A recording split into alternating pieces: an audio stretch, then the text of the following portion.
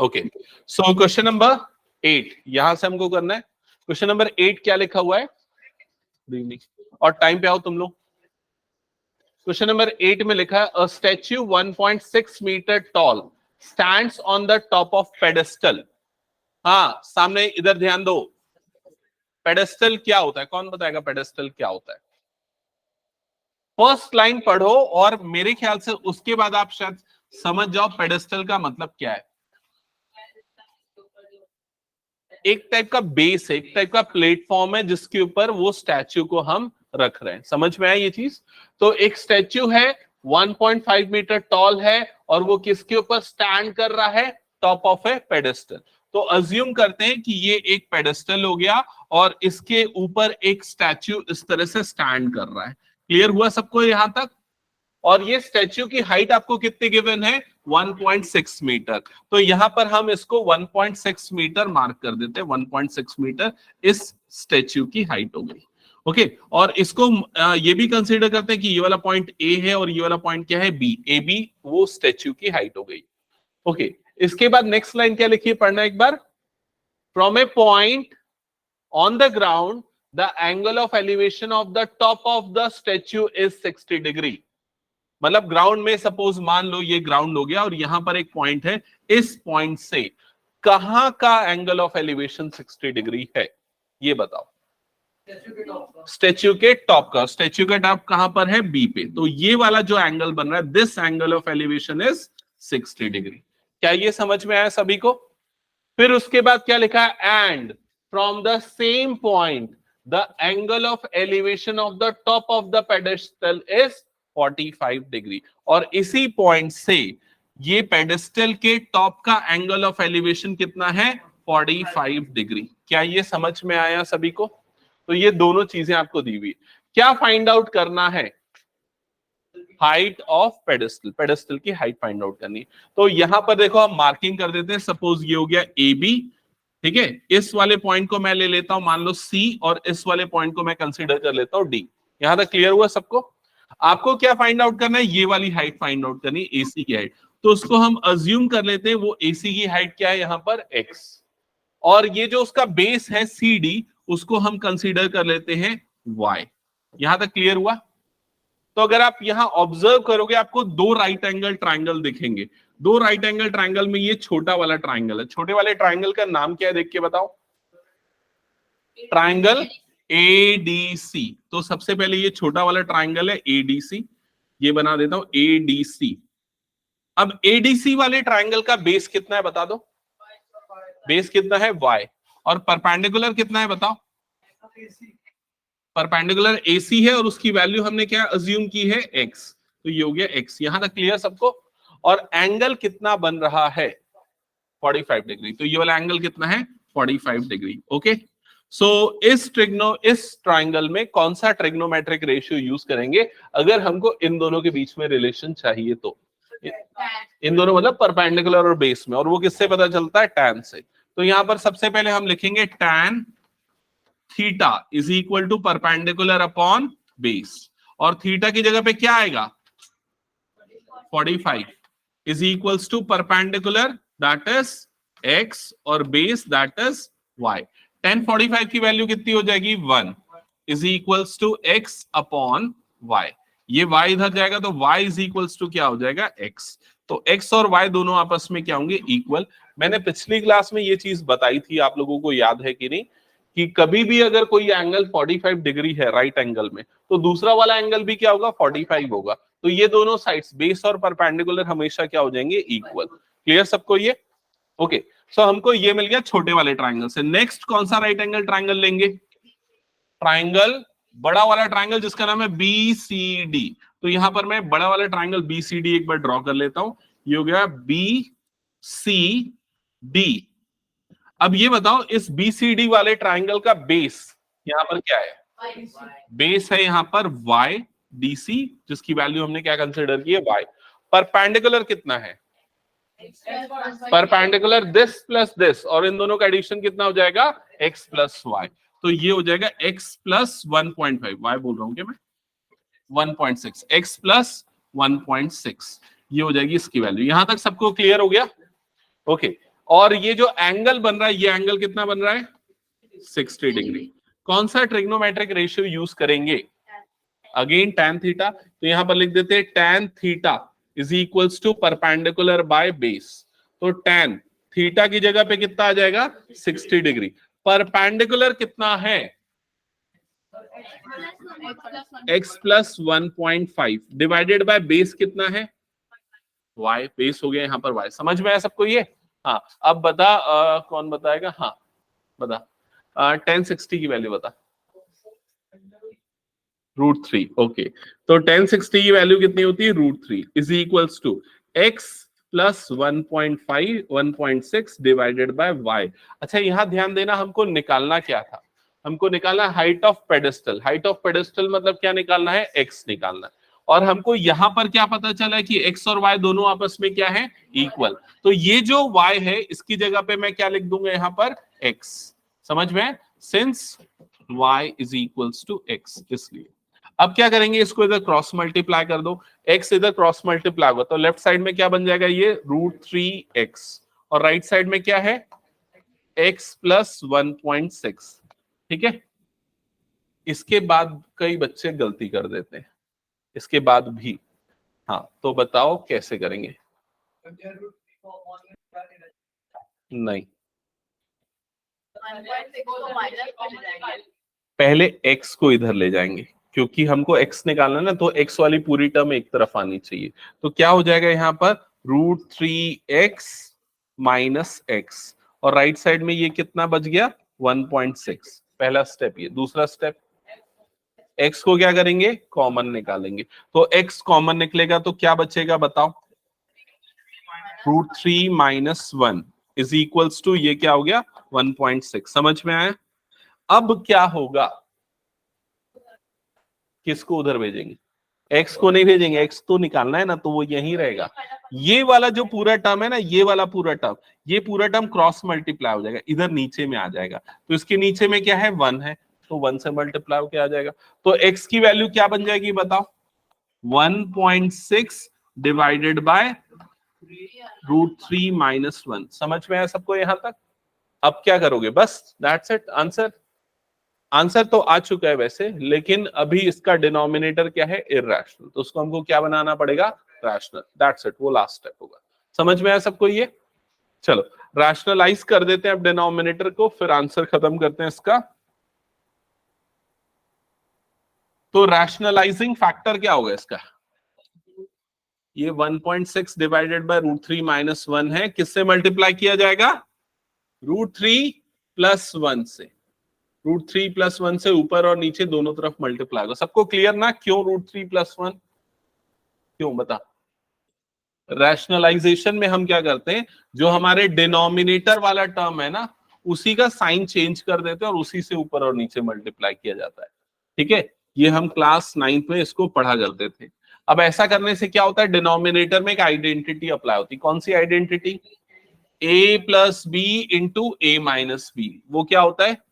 ए square minus B square. समझ में आया ये? और न्यूमरेटर में ये 1.6 मल्टीप्लाई होगा दोनों से, तो दोनों से मल्टीप्लाई हो रहा है, तो एक काम करता हूं मैं इसको वैसे ही लिखता हूं ब्रैकेट के अंदर। ओके, यहां तक क्लियर? फिर उसके बाद next step, 1.6 as it is, यहां पर √3 plus 1 as it is. Denominator में √3 का स्क्वायर कितना हो जाएगा? 3 माइनस 1। क्लियर सबको यहां तक? 3 माइनस 1 की वैल्यू कितनी होती है? 2। तो 1.6 ये हो गया √3 प्लस 1 डिवाइडेड बाय, यहां पर आ गया 2। 2 से कितने टाइम्स में जाएगा? 2 8 16 होता है, तो यहां पर क्या आ जाएगा? 0.8। तो x की वैल्यू आ जाएगी 0.8 √3 प्लस 1। दैट्स इट, ये हो गया फाइनल आंसर।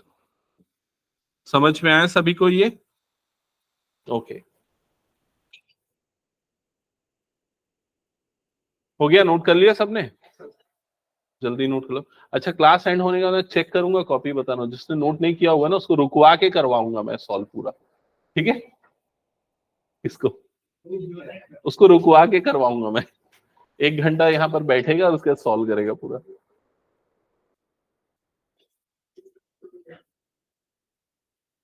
ठीक है निखिल, बना लिए? आदित्य बनाया कि नहीं?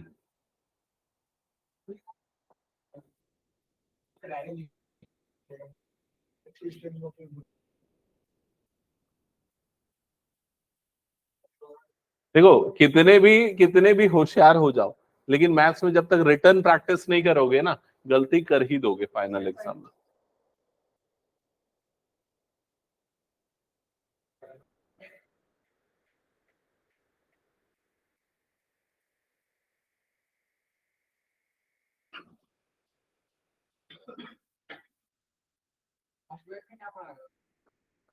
फर्स्ट बैच में स्टैटिस्टिक्स चालू किया हूं, उसकी भी एक क्लास हुई स्टैटिस्टिक्स की, तो अगर किसी को स्टैटिस्टिक्स इमीडिएटली पढ़ना है तो पढ़, उसमें भी अटेंड कर सकते हो।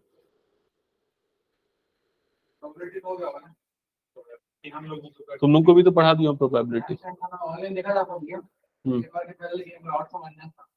उसको पढ़ाऊंगा फिर कुछ समय बाद, लेकिन अभी जो पहले मेन सिलेबस बचा हुआ उसको कंप्लीट करेंगे, उसके बाद फिर कोऑर्डिनेट भी पढ़ाऊंगा, बचा है वो तो पूरा। कब? 4 नवंबर ना? हाँ ठीक है, ये तो आज खत्म हो जाएगा अगर तुम लोग थोड़ा स्पीड अप और करो और ध्यान से समझो। हाँ तो इसमें 7 हो चुके, 8th क्वेश्चन बना रहा हूँ। हाँ हटा दो उसको मैं।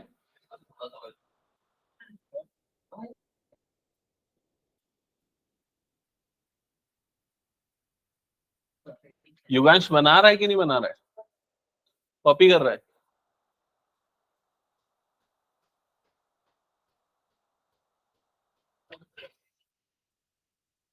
चलो हटा दो इसको मैं फिर। अब तुम लोग इतना लेट से लिखना चालू किए हो, जब मैं बोला कि मैं रुकवा के कराऊंगा तब लिखना चालू किए। हाँ, साथ में बनाते हुए चलना है ना, ठीक है, इधर पे ध्यान दो। क्वेश्चन नंबर 9, क्वेश्चन नंबर 9 कौन पढ़ेगा? हाँ प्रांजल पढ़ क्वेश्चन।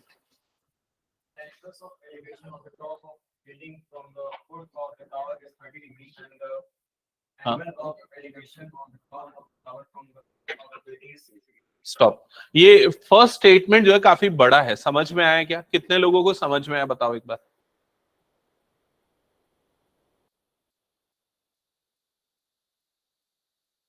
आ गया समझ में? पूछूं मैं? टावर बड़ा है क्या, बिल्डिंग बड़ा है, क्या बड़ा है? ओके, बिल्डिंग के ऊपर टावर है। और किसी का कुछ और आंसर? एलिवेशन मतलब जब नीचे से ऊपर देखते हैं तो एंगल ऑफ एलिवेशन जो बनता है। हाँ, टावर बड़ा है कि बिल्डिंग बड़ा है?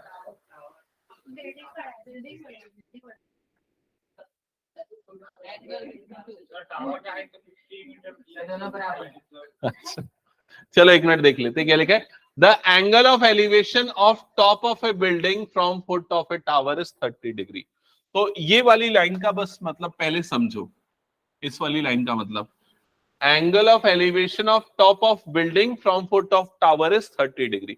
तो अभी हमको नहीं पता कौन सा बड़ा है, तो मान लेते हैं ग्राउंड है और ये एक तरफ टावर और एक तरफ बिल्डिंग, अभी दोनों को बराबर मान ले रहा हूं, ठीक है।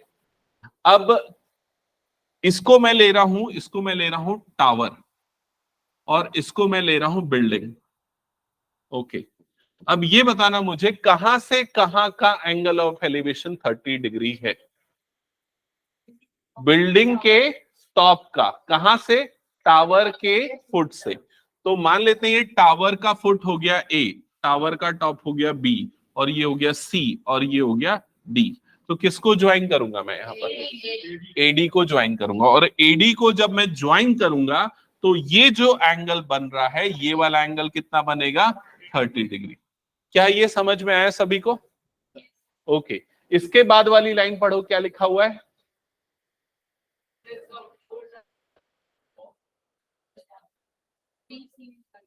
किसको ज्वाइन करूंगा? सी से बी को ज्वाइन करूंगा, ठीक है। और एंगल कितना बन रहा है वहां पर? 60 डिग्री। अब बताओ कौन बड़ा है दोनों में? टावर बड़ा है, क्योंकि एंगल वहां पर ज्यादा बन रहा है ना, इसलिए ऑब्वियसली टावर क्या होगा यहाँ पर? बड़ा बनेगा। और अब इन दोनों को ज्वाइन करेंगे तो ये वाला जो एंगल आपको बना हुआ दिख रहा है, वो एंगल कितना बन रहा है? 60 डिग्री। तो यहाँ पर हम क्या मार्क करेंगे? 60 डिग्री। यहां तक समझ में आया क्या सभी को? बताओ। ठीक है, फिगर बना लिया सबने?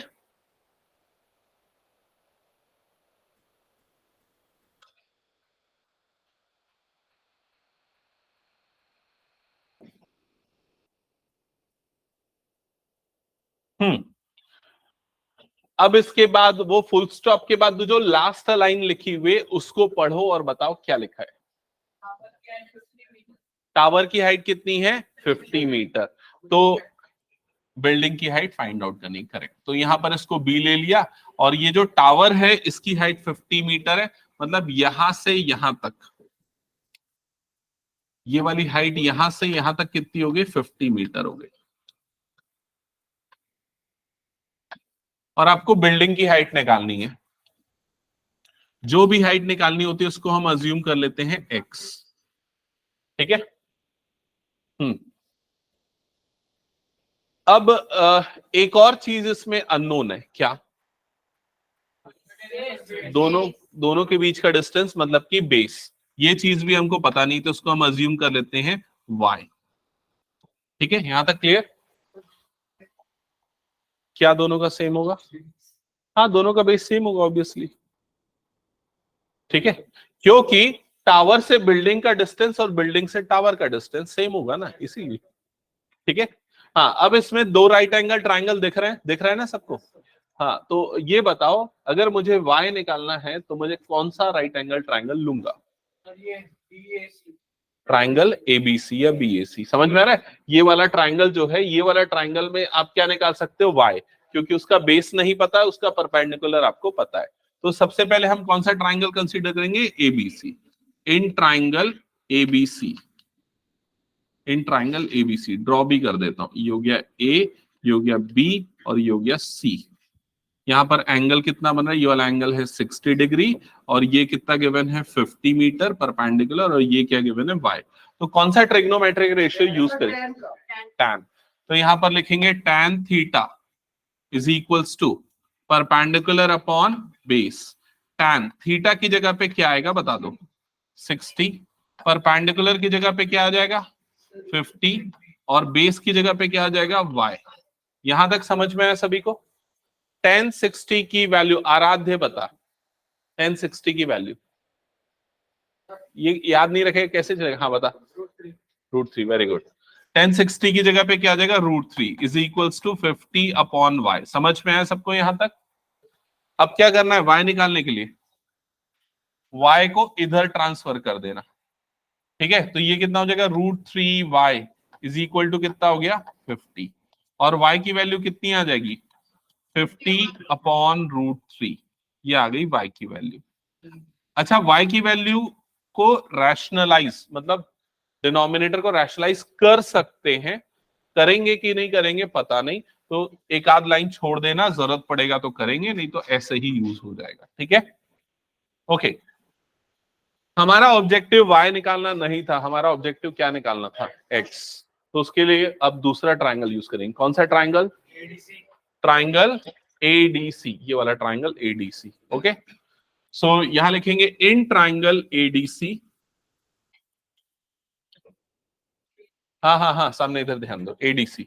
एडीसी वाले ट्राइंगल में अब सारी मार्किंग कर लेते हैं। ये हो गया ए, ये हो गया डी, और ये हो गया सी। बेस, बेस यहां पर कितना है? y। अब y की जो भी वैल्यू है बाद में लिखेंगे। और परपेंडिकुलर यहां पर कितना है? x। एंगल कितना बन रहा है? एंगल कितना बन रहा है? 30 डिग्री। यहां तक समझ में आ गया सभी को? अब फिर से वो value use, trigonometric ratio use करते हैं। कौन सा trigonometric ratio? tan। tan 30 is equals to perpendicular upon base. Direct लिख दो x upon y, x upon y. Okay, अब tan 30 की वैल्यू कितनी होती है? 1/√3। Good, 1/√3 is equals to perpendicular x है, और बेस यहां पर क्या है? y। अभी मैं y की वैल्यू नहीं रख रहा हूं, चाहो तो रख सकते हो, लेकिन कॉम्प्लिकेटेड हो जाएगा, थोड़ा डिफिकल्ट हो जाएगा, इसलिए ऐसे ही रहने दो। ठीक है, अब क्या करो, इस y को इधर क्रॉस मल्टीप्लाई कर दो। y गया यहां पर, और √3 को इधर भेज दो। तो नहीं, √3 को इधर नहीं भेजते, √3 को वहीं रहने देते, क्योंकि हमको निकालना तो x है ना, है ना? तो y को बस इधर भेजते हैं। y इधर आ जाएगा, तो ये कितना हो जाएगा? y upon √3 is equals to कितना हो जाएगा? x। समझ में आया? अब y की वैल्यू रखो, तो y की वैल्यू कितनी है? 50 upon √3 into 1/√3 is equals to ये हो गया x। क्या ये समझ में आया? नहीं आएगा समझ में? y की जगह 50/√3 और ये जो अपॉन वाला √3 था उसको मैंने ऐसा लिख दिया। तो क्या बन जाएगा ये बताओ? x is equals to 50/3 meters. एक बार आंसर चेक करो तो इसका 16 पॉइंट, हाँ वही आंसर। तो मतलब ये इसको भी डिवाइड करोगे 16 पॉइंट। बुक का आंसर मैच करो एक बार।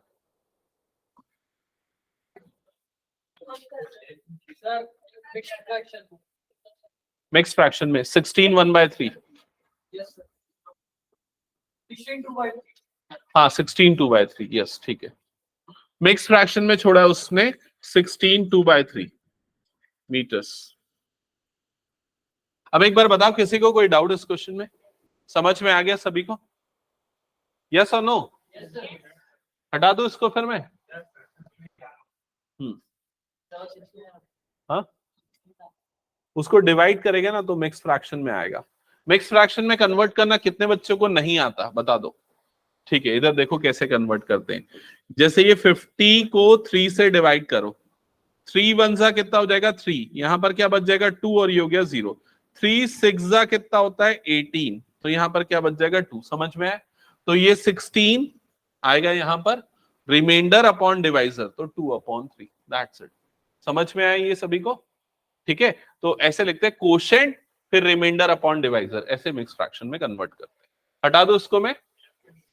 ओके चलो नेक्स्ट क्वेश्चन, क्वेश्चन नंबर 10। ये बहुत इंपॉर्टेंट क्वेश्चन है, कई बार आया हुआ क्वेश्चन है, ध्यान से समझना। केस स्टडी में भी आ सकता है क्योंकि इसमें दो चीजें निकालनी होती है, 2-3 चीजें निकालनी होती है। तो मैं आपको 30 सेकेंड्स का टाइम दे रहा हूं, पढ़ के समझ लो फिर मुझे एक्सप्लेन करना क्वेश्चन में आपको क्या समझ में आया।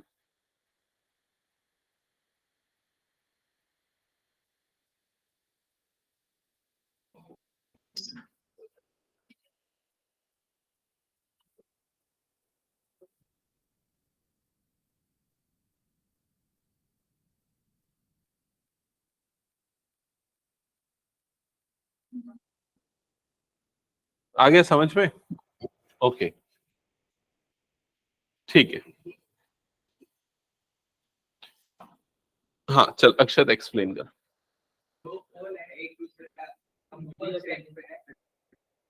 ओके मैं एक काम करता हूँ, लाइन टू लाइन पढ़ता हूँ फिर एक्सप्लेन करना। फर्स्ट लाइन में जैसे क्या लिखा हुआ है, two poles of equal height standing opposite to each other on either side of a road which is 60 meter wide, तो 80 मीटर वाइड। तो इस वाली लाइन का मतलब पहले समझाओ। दो पोल है, एक बीच में क्या अपोजिट है? हाँ ये दो पोल हो गए, मान लो एक पोल ये दूसरा पोल ये, हाँ अपोजिट साइड में है। तो मान लेते हैं ये रोड की विड्थ हो गई, इधर पे एक पोल इधर पे एक पोल, और कुछ दोनों पोल के बीच का डिस्टेंस कितना है 80 मीटर। तो हम यहां से यहां तक का जो डिस्टेंस है उसको हम क्या मार्क कर देते हैं 80 मीटर मार्क कर देते हैं। और कुछ? कौन सा पोल बड़ा है कौन सा पोल छोटा है? दोनों की हाइट क्या है इक्वल है। पहले वाले पोल को हम मार्क कर देते हैं ए बी और दूसरे वाले पोल को हम मार्क कर देते हैं सी डी। यहां तक समझ में आएगी? फर्स्ट लाइन सबको क्लियर? हाँ सेकेंड लाइन, सेकेंड लाइन यहां पर मैं फिर से हाईलाइट कर रहा हूं, मैं पढ़ रहा हूं फिर एक्सप्लेन करना जिससे पूछा जाए। From a point between them on the road the angle of elevation of the top of the pole are 60 and 30 degree respectively। इस वाली लाइन का मीनिंग, हाँ अनुष्का बताओ। एसी के बीच में कोई भी पॉइंट है जो एक पोल को 60 डिग्री पे और एक, हाँ ये जो रोड है 80 मीटर वाइड जो रोड है उसमें कहीं पर एक पॉइंट नया पॉइंट आ रहा है, मान लेते हैं वाला पॉइंट है पी, और ये पॉइंट पी से, ये पॉइंट पी से पहले वाले पोल का एंगल ऑफ एलिवेशन बन रहा है 60 और दूसरे का क्या बन रहा है 30। मतलब एक का 60 और दूसरे का 30, पहला दूसरा छोड़ दो। एक पे 60 डिग्री बन रहा है दूसरे पे क्या बन रहा है 30 डिग्री। समझ में आया? तो यहां पर ये वाला एंगल कितना होगा 60 और ये वाला एंगल कितना होगा 30, क्योंकि ये थोड़ा बड़ा बनाया है ना इसलिए 60 और वो छोटा बनाया इसलिए 30। ठीक है कोई फर्क नहीं पड़ता, उससे चलेगा। यहां तक क्लियर सबको? अब लास्ट लाइन पढ़ लो एक बार। वैभव क्या फाइंड आउट करना है? Find the height of the pole. तो आपको पोल्स की हाइट निकालनी पहली चीज, और क्या निकालना है? And the distance of the point from the pole, मतलब कि ये वाला डिस्टेंस और ये वाला डिस्टेंस, ये वाली हाइट और ये वाली हाइट। समझ में आया सबको ये? तो हम सबसे पहले अज्यूम करते हैं ये जो पोल है उसकी हाइट है x, ये वाली हाइट x, तो ये वाली हाइट भी ऑब्वियसली कितनी हो जाएगी? x, ठीक है। और ये वाला जो डिस्टेंस है इसको हम अज्यूम कर लेते हैं y, तो ये वाला डिस्टेंस कितना हो जाएगा बताओ? गलत, 80 माइनस वाई, करेक्ट। तो ये वाला डिस्टेंस कितना हो जाएगा? 80 माइनस वाई। समझ में आया सभी को? क्लियर सबको यहां तक? अब दो राइट एंगल ट्रायंगल आपको क्लियरली यहां पर दिख रहा है। आप सबसे पहले कौन सा ट्रायंगल सेलेक्ट करो? वैसे तो कोई भी करो सही है, लेकिन कौन सा लेने पे इजी पड़ेगा? 60 डिग्री वाला इजी पड़ेगा, क्योंकि यहाँ पर सीधा x है सीधा y है, मतलब ये वाली वैल्यू डायरेक्टली। ये वाला में ना 80 माइनस वाई, तो उसको बाद में यूज करोगे ज्यादा बेटर है, ठीक है। तो यहाँ पर सबसे पहले हम लेते हैं ट्राइंगल ABP। तो लिखना in triangle ABP, in triangle ABP।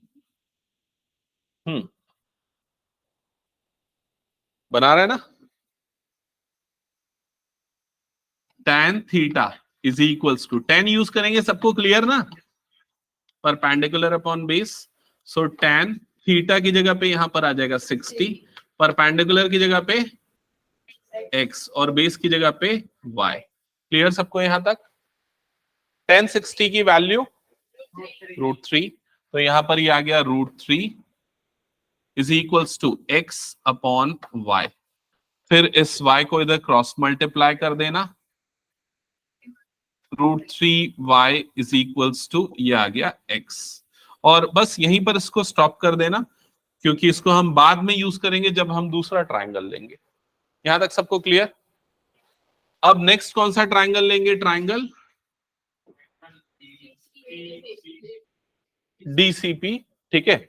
Now in triangle, हाँ जो भी नाम लो, PDC DPC जो भी है। Now in triangle DPC again tan theta use करेंगे। tan theta is equals to perpendicular upon base, तो यहां पर tan थीटा की वैल्यू कितनी आएगी? 30 डिग्री। परपेंडिकुलर की जगह पे क्या आएगा? x, और बेस की जगह पे क्या आ जाएगा? 80 माइनस वाई। ओके, क्लियर यहां तक सबको? tan 30 की value 1 upon √3 is equals to x upon 80 minus y. यहां तक क्लियर सबको? अब 80 माइनस वाई इधर मल्टीप्लाई होगा और √3 इधर मल्टीप्लाई होगा, तो लेफ्ट साइड में क्या हो जाएगा? 80 माइनस वाई, राइट साइड में कितना हो जाएगा? √3x। यहां तक क्लियर सबको? हाँ करेंगे ना अभी, अब करूंगा मैं।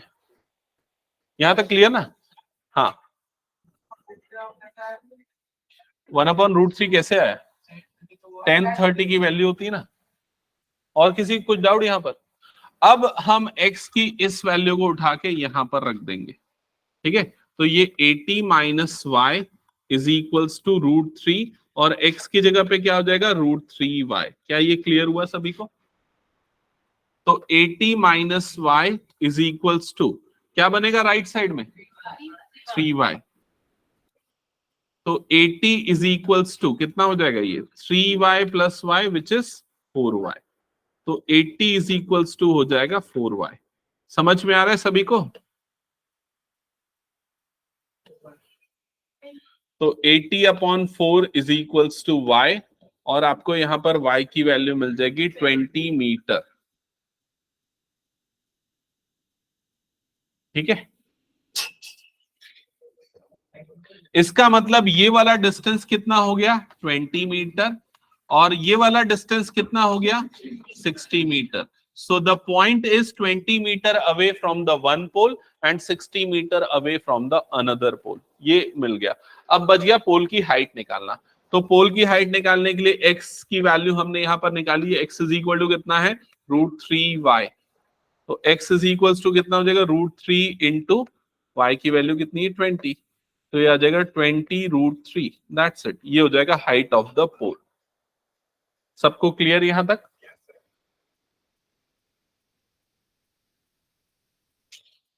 तो इजी क्वेश्चन है, कई बार आया हुआ क्वेश्चन है, अच्छे से समझ जाओ कि स्टडी में पूछ सकता है। ठीक है, क्या चेंजेस कर सकता है बता देता हूं मैं। जैसे कि ये जो रोड है, रोड की जगह पे हो सकता है इसको रिवर दे दे, और ये रिवर के दो एंड्स हो जाएंगे। समझ में आ रहा है ये चीज? और इधर पे दो टावर्स दे दे पोल की जगह पे, लाइक दैट। यहाँ डिस्टेंस चेंज कर दे, ऐसा चेंज करके केस स्टडी में बना सकता है वो क्वेश्चन। ठीक है, नेक्स्ट क्वेश्चन पे मूव करते हैं। ये क्वेश्चन जल्दी नोट कर लो अगर कुछ बचा है तो, और जिसका हो गया वो नेक्स्ट क्वेश्चन पढ़ लो। Done? Okay, so question number 11 ध्यान देना, पढ़ लो। अब मैं पूछता हूं, एक बार पढ़ने का टाइम दे देता हूं, लाइन टू लाइन एक बार। A TV tower stands vertically on the bank of a canal. तो पहली लाइन का क्या मतलब है? हाँ, कौन बताएगा? बता Nikhil.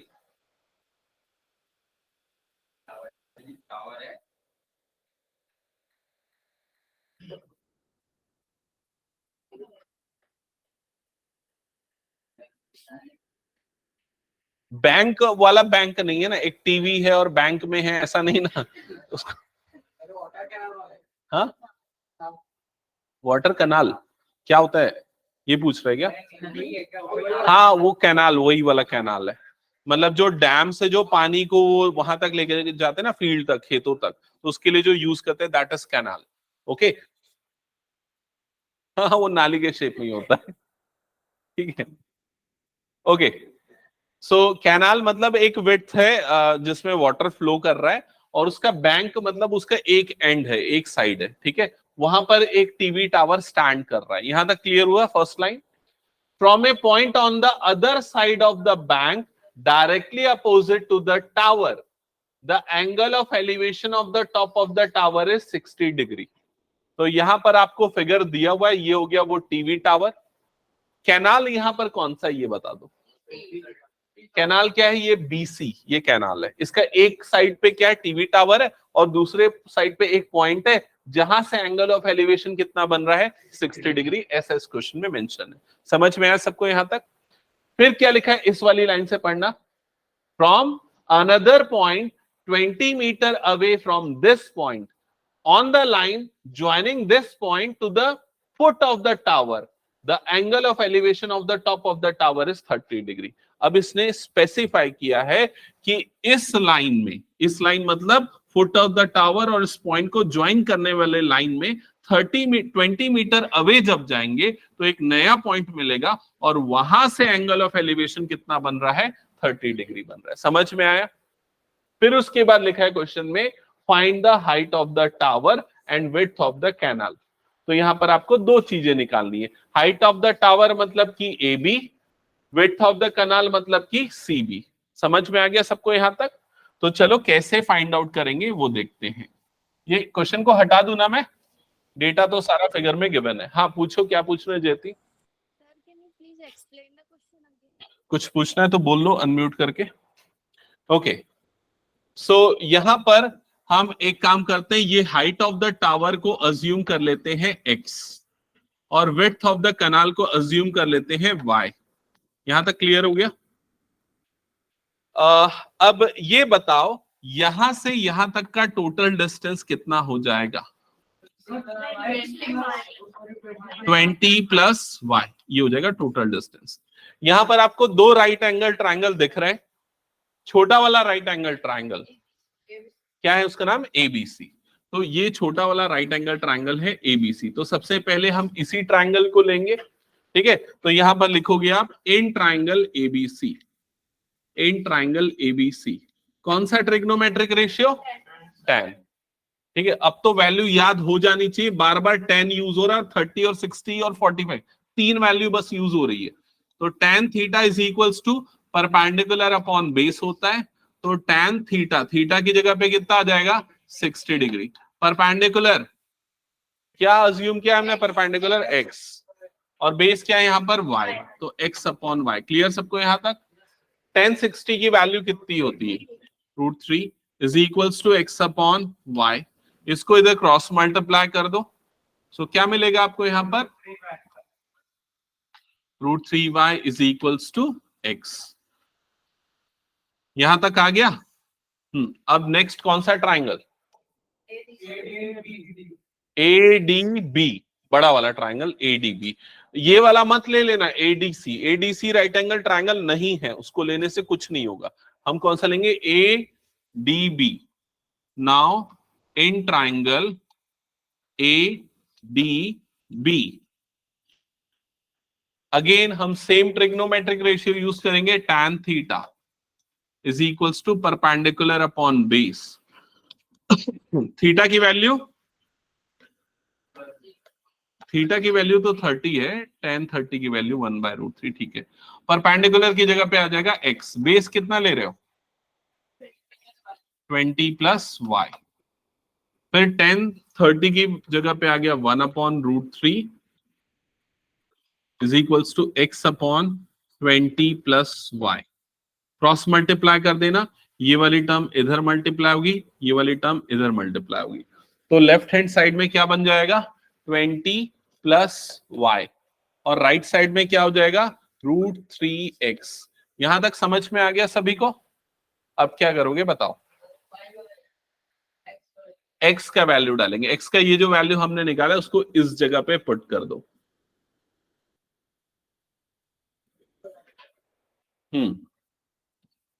20 plus y is equals to √3, और y की जगह पे आ गया √3y, x की जगह पे आ गया √3y, तो 20 प्लस 10 है क्या, हाँ बोल रहा है। यहां तक क्लियर सबको? फिर ये y इधर जाएगा, 20 is equals to 3y minus 2y, तो 20 इज 3y माइनस 1y, y है सिंपली, तो कितना हो जाएगा 2y। So y is equals to कितना आ जाएगा 20/2, दैट इज इक्वल्स टू 10। तो तू पलट दिया अपना जवाब।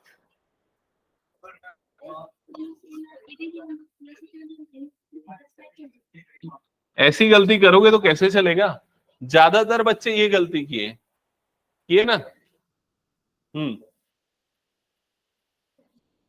ये हो गया, y निकल गया 10। अब उसके बाद विड्थ ऑफ कनाल है ना, y हमने क्या लिखी है विड्थ ऑफ कनाल। अब क्या निकालना है दूसरी चीज, height of the tower. Height of the tower मतलब कि x की वैल्यू कितनी है √3y, तो x की वैल्यू हो जाएगी 10√3। ओके दैट्स इट, ये हो जाएगा फाइनल आंसर।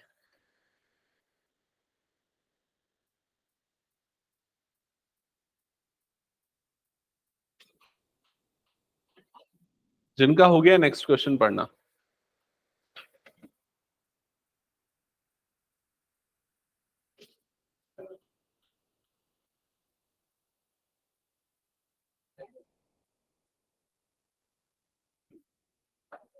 अक्षत हो गया, हटा दूं मैं इसको? Sir 1 minute, sir 1 minute. Sorry, online में क्लास में पढ़ाई कर रहा है।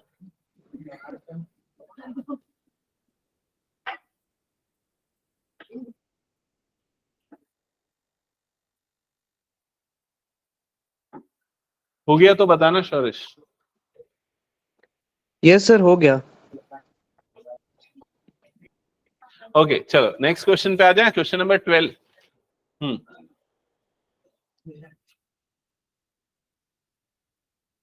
सो अगेन मैं आपको टाइम दे रहा हूं, समझो इस क्वेश्चन को।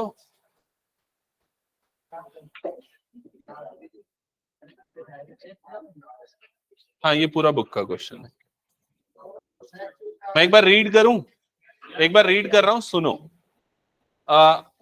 From a top of 7 meter high building, the angle angle of elevation of top of a cable tower is 60 degree and angle of depression of foot is 45 degree.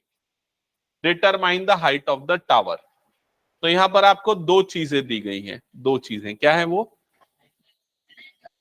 नहीं, दो चीजें मतलब एक टावर है और दूसरा क्या है? बिल्डिंग है। ये इस पॉइंट ऑफ व्यू से बोल रहा हूं, क्योंकि फिगर बनाने हम जाएंगे तो सबसे पहले ये हो गया बेस, और यहां पर हमने सबसे पहले ले लिया बिल्डिंग, और यहां पर हमने ले लिया टावर। अब कैसे पता टावर बड़ा है बिल्डिंग बड़ी है? टावर बड़ा होता है इसलिए। हाँ, क्योंकि देखो इधर पे ध्यान दो, बिल्डिंग की हाइट आपको दी हुई 7 मीटर। अब क्या बोल रहा है? The angle of elevation of top of cable tower is 60। मतलब अगर आप बिल्डिंग में खड़े हो और केबल टावर के टॉप को देख रहे हो तो आपका एंगल कौन सा बन रहा है? एलिवेशन। एलिवेशन कब बनता है? जब आप ऊपर देखते हो। मतलब टावर का जो टॉप है वो बिल्डिंग से क्या है? ऊपर की तरफ है। समझ में आया ये चीज? तो इसका मतलब अगर ये 7 मीटर हाई बिल्डिंग ले रहा हूं मैं यहां पर, सपोज ये 7 मीटर हाई बिल्डिंग हो गई, और इस बिल्डिंग को मैं मार्क करता हूं AB। ये बिल्डिंग हो गया AB, और टावर को मैं मार्क करता हूं CD। ठीक है, तो यहां जो एंगल बन रहा है वो कैसे बन रहा है वो चीज देखते हैं। यहां से इसके टॉप को जब देख रहे हैं तो A से जब D को ज्वाइन करेंगे तो इस समय बन रहा है एंगल ऑफ एलिवेशन, और वो एंगल ऑफ एलिवेशन कितना बन रहा है? 60 डिग्री। तो ये हो गया 60 डिग्री। अब एंगल ऑफ एलिवेशन हमेशा किसके रिस्पेक्ट में बनता है? हॉरिजॉन्टल लाइन, इसलिए मैंने हॉरिजॉन्टल लाइन बनाया। समझ में आया सबको यहां तक? ये हॉरिजॉन्टल लाइन जो है ये यहां पर जाके एंड हो रही है, तो यहां पर एक और पॉइंट मार्क कर देते हैं, इस पॉइंट को ले लेते हैं पॉइंट E। तो मुझे ये बताओ CE की लेंथ कितनी होगी? CE की लेंथ भी कितनी हो जाएगी? 7 मीटर। ये समझ में आ गया सबको क्यों 7 मीटर होगी? क्योंकि AB 7 है तो वो भी क्या हो जाएगा? 7। ओके, हाँ, और टावर की हाइट हमको निकालनी है तो हम DE को क्या अज्यूम कर लेते हैं? X। तो ये टावर की जो टोटल हाइट हो जाएगी वो कितनी हो जाएगी? 7 + x। ओके, सो इनडायरेक्टली हमको क्या फाइंड आउट करना है इस क्वेश्चन में? x निकालना है, फिर फाइनली 7 + x टोटल हाइट हो जाएगी। क्वेश्चन समझ में आ गया? ओके, लेकिन इसमें एक और चीज बोल रहा है, ये वाली लाइन जो नेक्स्ट वाली लाइन है इसके बाद पढ़ो। And angle of depression, depression वाला एंगल कब बनता है? जब नीचे देखते हैं। तो कहां से नीचे देख रहे हैं और कहां पर देख रहे हैं? A से C, बिल्डिंग के टॉप से टावर के फुट पे। तो जब हम इसको ज्वाइन कर रहे हैं, इन दोनों को ज्वाइन कर रहे हैं, तो एंगल ऑफ डिप्रेशन भी हॉरिजॉन्टल एक्सिस के रिस्पेक्ट बनता है। वो कितना बन रहा है? 45। क्लियर हुआ सबको ये? तो ये वाला जो एंगल बनेगा, ये एंगल कितना होगा? ये वाला एंगल भी होगा 45 डिग्री। समझ में आया सबको ये? Alternate interior angles. अब मैं डायरेक्टली पूछ रहा हूं, बताओ बेस कितना है? वेरी गुड, बस 3 लोगों ने बताया तुरंत आंसर में। मैंने क्या पूछा? बेस कितना है? बेस कितना होगा? तो आंसर है 7। कैसे 7 होगा? क्योंकि ये 45 है, ये 90 है, तो ये भी कितना हो जाएगा? 45। जब भी 45 बनता है तो बेस और परपेंडिकुलर दोनों क्या हो जाते हैं? इक्वल। समझ में आया ये चीज? लेकिन उसको हमको शो करना पड़ेगा, ट्रिग्नोमेट्री है इसलिए। तो उसके लिए हम ट्राइंगल लेंगे। कौन सा ट्राइंगल लेंगे? क्या नाम है उसका? Triangle ABC। तो लिखो in triangle ABC, in triangle ABC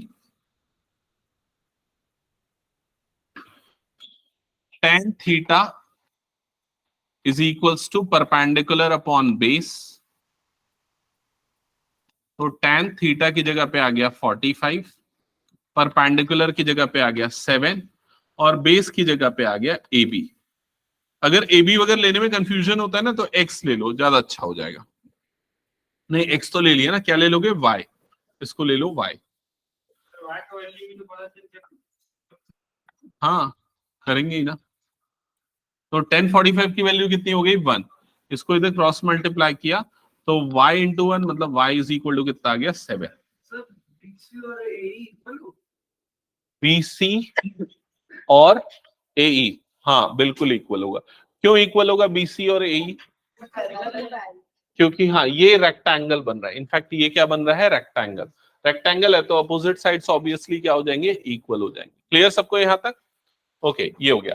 next ये तो हो गया, लेकिन हमको निकालना था एक्स, तो उसके लिए कौन से ट्राइंगल लेना पड़ेगा, ट्राइंगल AED। तो अब हम लेंगे ट्राइंगल AED, दिखा ना सबको AED वाला ट्राइंगल, ये वाला ट्राइंगल, ट्राइंगल AED। तो ट्राइंगल AED की सारी मार्किंग यहां पर कर लेते हैं। सबसे पहले ये हो गया A, ये हो गया E और ये हो गया D।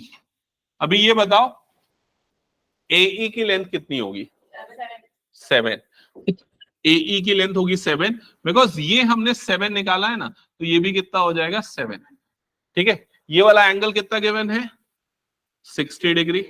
और ये DE हमने क्या अज्यूम किया है, x लिया। समझ में आ गया सबको यहां तक? हाँ।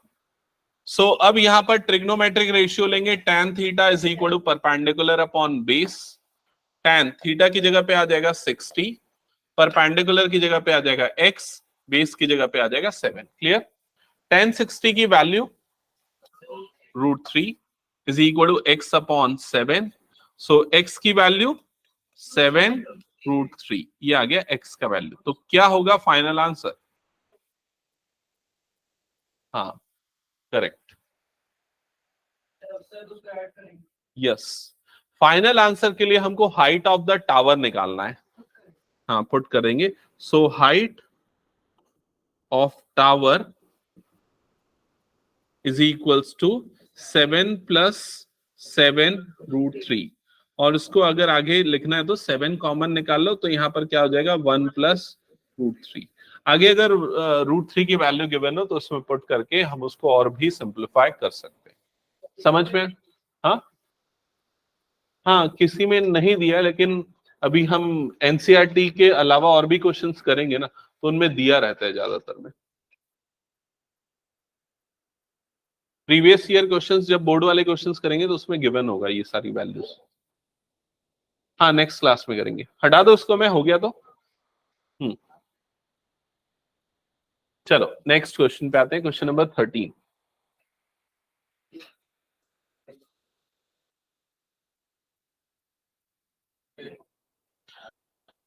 क्या हुआ, जल्दी क्वेश्चन पढ़ो।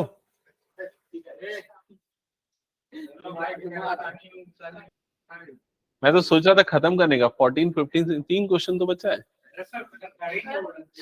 चलो देखते हैं, नहीं ये एक लास्ट क्वेश्चन कर लेते हैं, ठीक है? बाकी 2 क्वेश्चन और उसके बाद जो है previous year question next class में, ठीक है? होमवर्क नहीं बना पाओगे, इसको बना के दिखा दो। चलो पढ़ लिया सबने? As observed from the top of 75-meter high lighthouse from the sea level, the angle of depression of 2 ships are 30 degree, 45 degree. तो पहली लाइन समझ में आ गई? तो सबसे पहले ना मान लेते हैं कि ये हो गया सी लेवल, ये हो गया लाइट हाउस, और लाइट हाउस की हाइट कितनी गिवन है, 75। तो ये हो गया 75 मीटर। और लाइट हाउस को मैं अज्यूम कर लेता हूं, ये लाइट हाउस जो है ये वाला वर्टेक्स ए है और ये वाला वर्टेक्स है बी। हाँ अभी क्या बोल रहा है, as observed from the top of 75 meter high light house from the sea level the angle of depression of 2 ships are 30 and 45। ये लाइट हाउस है, इधर पे पूरा सी है, तो 2 शिप्स है। एक शिप मान लेते हैं यहां पर है और दूसरा शिप मान लेते हैं यहां पर है। समझ में आया? अब क्या दिया हुआ है आपको, एंगल ऑफ डिप्रेशन। तो जब हम फर्स्ट वाले शिप से नीचे की तरफ देख रहे हैं, सॉरी इस टॉप से फर्स्ट वाले शिप की तरफ देख रहे हैं और सेकंड वाले शिप की तरफ देख रहे हैं, तो दोनों सिचुएशन में इसने एंगल ऑफ डिप्रेशन दिया हुआ है। तो यहां पर कितना बन रहा है वो एंगल ऑफ डिप्रेशन बताओ। ये वाला एंगल कितना है, ये वाला, और ये वाला एंगल कितना है?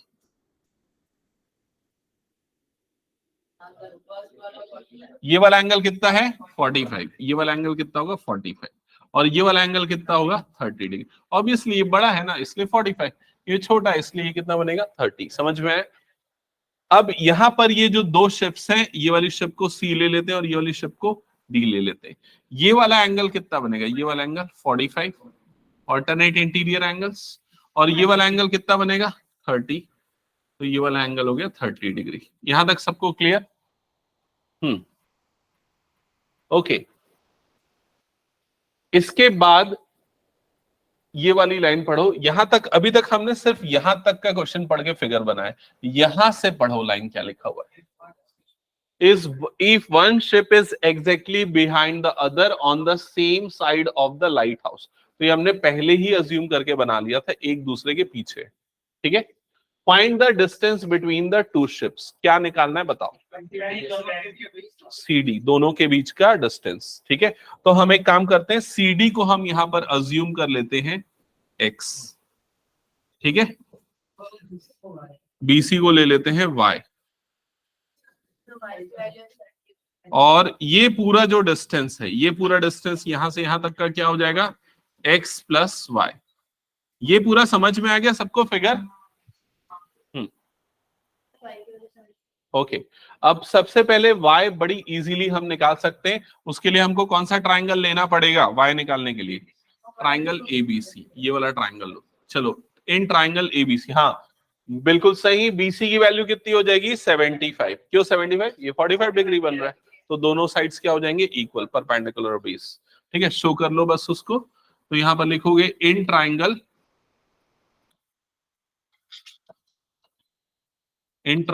ABC tan theta is equals to perpendicular upon base. तो tan थीटा की जगह पे आ गया 45, परपेंडिकुलर की जगह पे आ गया 75, बेस की जगह पे आ गया y। tan 45 की value 1 is equals to 75 upon y। ये y इधर आ गया, तो y इज इक्वल्स टू कितना बन गया? 75 मीटर्स। नहीं, इतना कम डिस्टेंस थोड़ी ना होगा। यहां तक सबको क्लियर? अब नेक्स्ट कौन सा ट्राइंगल लोगे बताओ? ABD या ADB, ये बड़ा वाला ट्राइंगल। ठीक है। In triangle ABD, in triangle ABD फिर से trigonometric ratio tan theta is equals to perpendicular upon base. अब पूछता हूं, बताना थीटा की वैल्यू 30, tan 30 परपेंडिकुलर। आराध्य बता, परपेंडिकुलर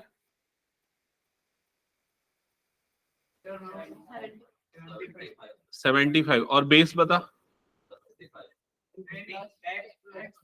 बेस ये पूरा होगा ना यहां से यहां तक का, तो वो कितना हो जाएगा? x plus Y.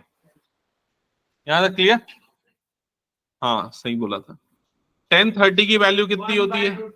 1 upon root 3 is equals to 75 upon x plus y. यहां तक क्लियर सबको? फिर क्या करोगे? Cross multiply, x plus y इधर और ये रूट 3 इधर। हाँ सही है।